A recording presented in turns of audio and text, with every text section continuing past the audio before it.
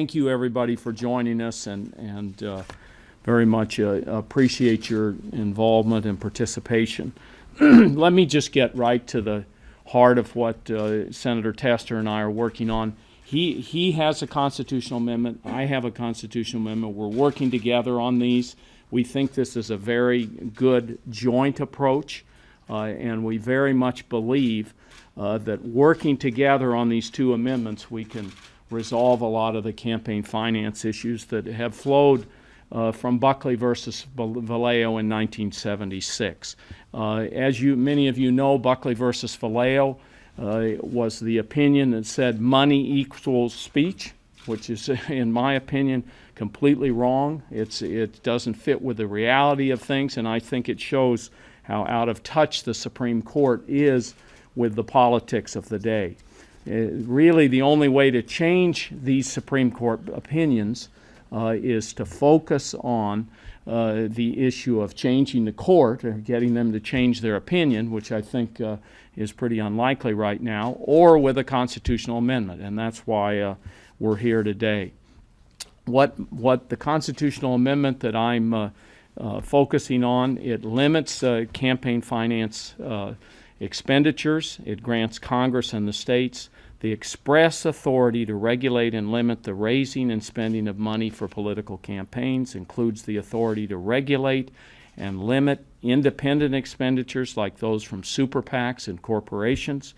It would not dictate any specific policies or regulations, but instead would allow Congress and the states to pass campaign finance reform legislation that withstands constitutional challenges, and expressly provides that any regulation authorized under the amendment cannot limit the freedom of the press. I hope you all realize, not limit the freedom of the press, okay?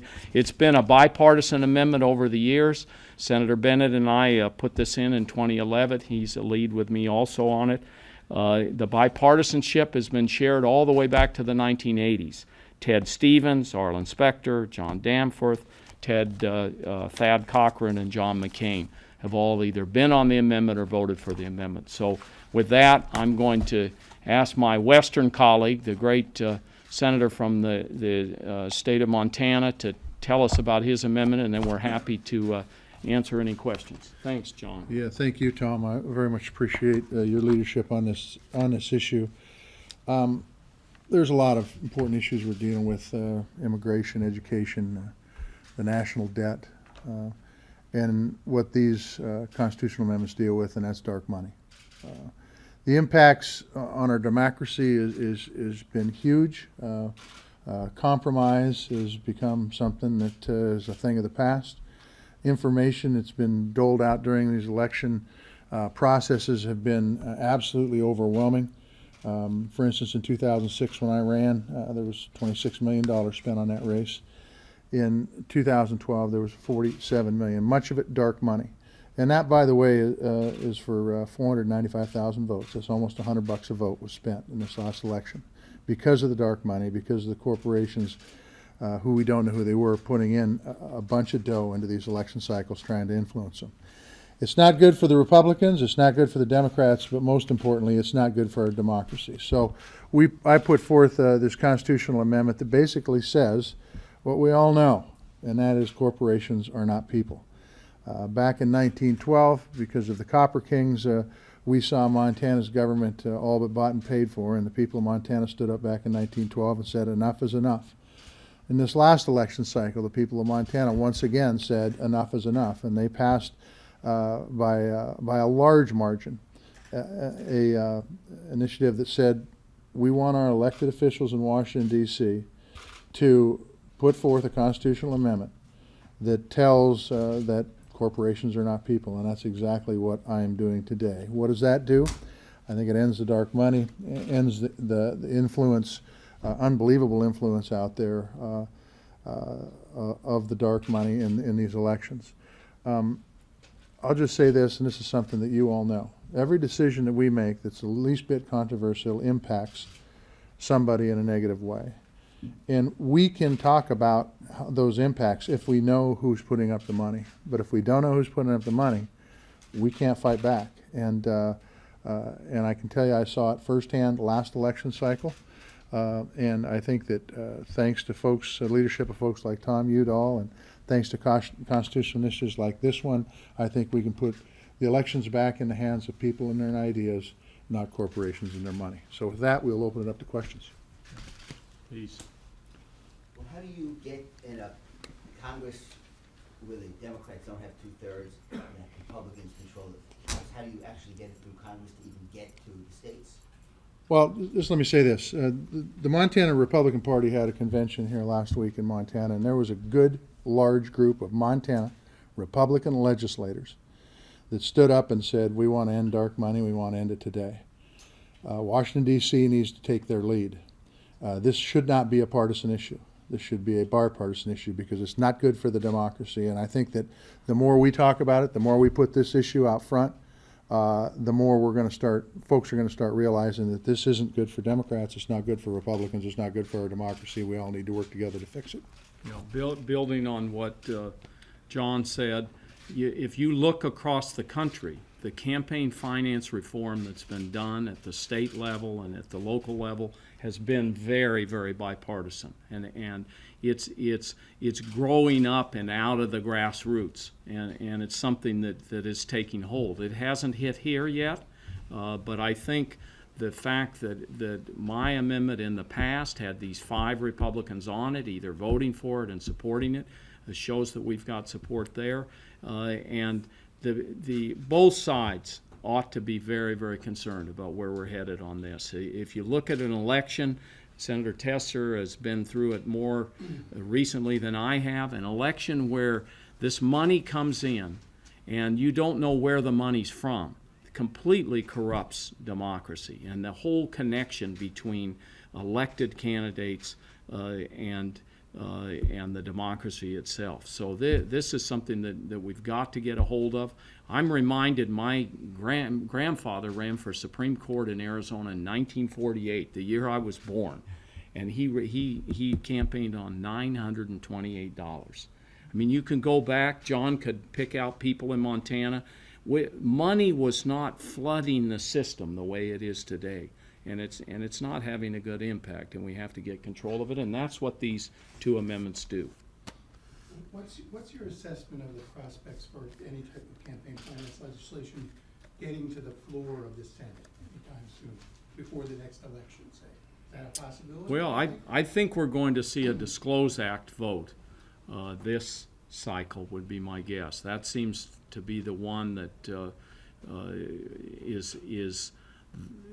has the most chance, because in the past Republicans have been so very, very supportive. They have said over and over again, we want everything out there, we want it on the internet, and we want it to be instantaneous. Yeah, and I would agree with Tom. I think that the disclosure bill is probably going to be the first one and most likely to vote on.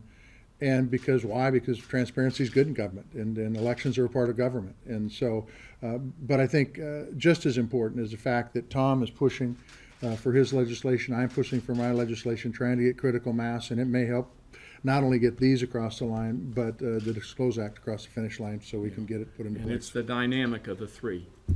Just building on Jonathan's question, how many co-sponsors are on each of your bill? And I know you talked about some Republicans who had supported yours in the past. Are they, some of them that are current members, like Senator McCain, are they supportive this time around as well? Well, we're at the very early stages. I don't think this has only been in circulation a couple of days. Is that correct? Yeah. So, I expect it to grow pretty rapidly as we move along here. There are discussions right now with all of the 5 members who I mentioned, 2 of whom I think are still here. We're having discussions, and we hope they join us. And basically the same thing. The referendum that people in Montana voted on was last November. We went to work. This is real fresh, and we're hoping to get lots of folks from both sides on board. But it's going to take some work. It's going to take some explaining, but that's okay. Education is part of this process too. Are you working with Senator Baucus on this? Max actually has a constitutional amendment himself, which is very, very good, and so I think the more pronged approach we can get, hopefully in the end we'll get something across that will do some good. This is this whole thing with the elections, the way they're run right now, does not result in a better form electorate, and I think it turns people off to public service, limits compromise. I mean, it's just got a lot of bad to it, so hopefully we can get folks to realize that and move forward.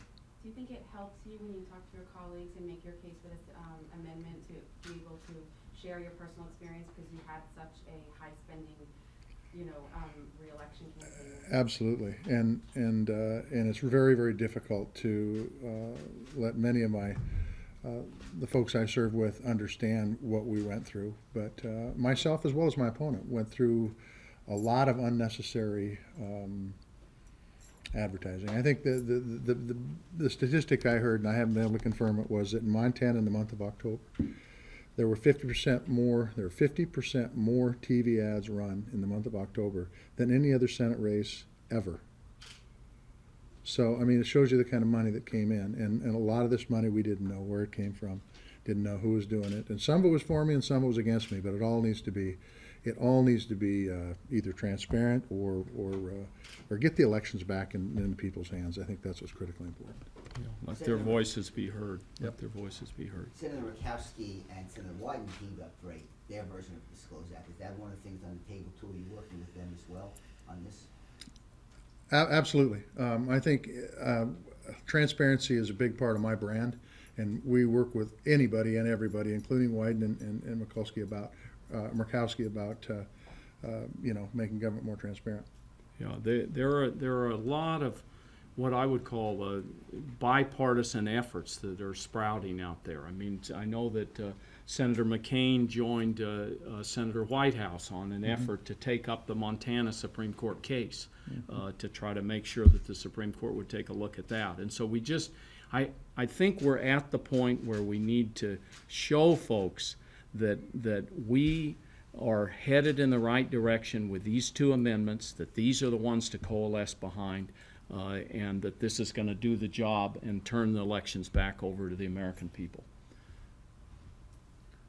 Okay. All right. Thank you Thank you very all very much. much. Really Yep. appreciate it. Yep. Thank you. Thanks, Tom. Thanks you.